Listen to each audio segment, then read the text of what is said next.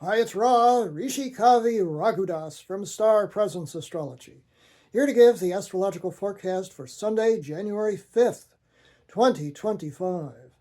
Happy birthday to the great spiritual master Paramahansa Yogananda, who taught that he was sent to the West from India by Jesus himself to teach the harmony between faiths, between the original yoga, as he put it, taught by Krishna, and the original Christianity or communion with God taught by Jesus.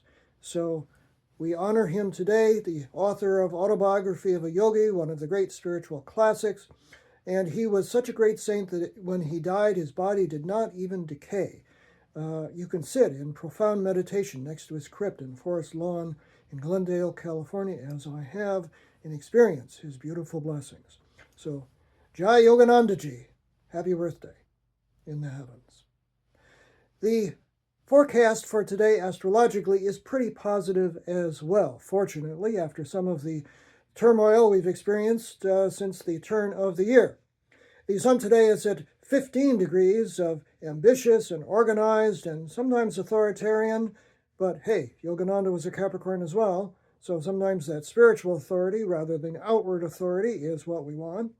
And certainly tradition a loving earth sign of Capricorn.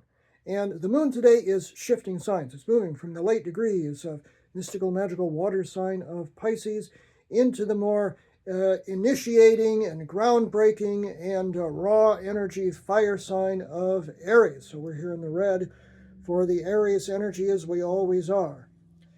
Now, the moon starts off in late Pisces, as I mentioned, making a conjunction to Pisces' ruling planet, which is Neptune, at 27 of Pisces, which is very dreamy, very mystical, creative. So if you get up first thing in the morning and you're just kind of lost in the fog, that's understandable, but you can use that beautiful energy for spiritual or creative purposes as well. That occurs 6:30 a.m. Pacific Standard Time, 9:30 a.m. Eastern Standard Time, 2:30 p.m. Greenwich Mean Time.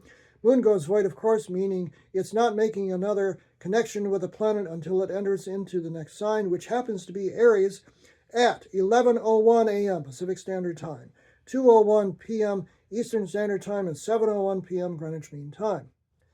And then the moon almost immediately makes a lovely trine, a nice swing angle from one fire sign to another.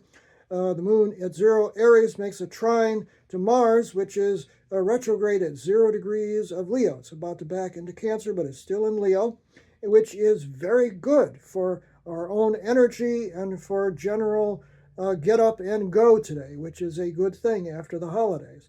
That occurs at 11:25 a.m. Pacific Standard Time, 2:25 p.m. Eastern Standard Time, and 7:25 p.m. Greenwich Mean Time.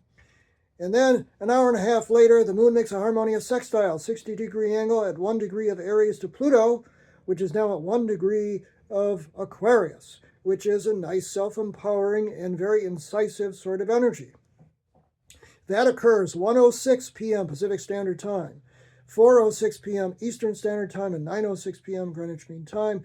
No other aspects through the whole day, so we've got this free-floating, get-up-and-go Aries energy, so you might find yourself a little bit more energized today, even though it's Sunday. But believe me, it's worth getting up and going today.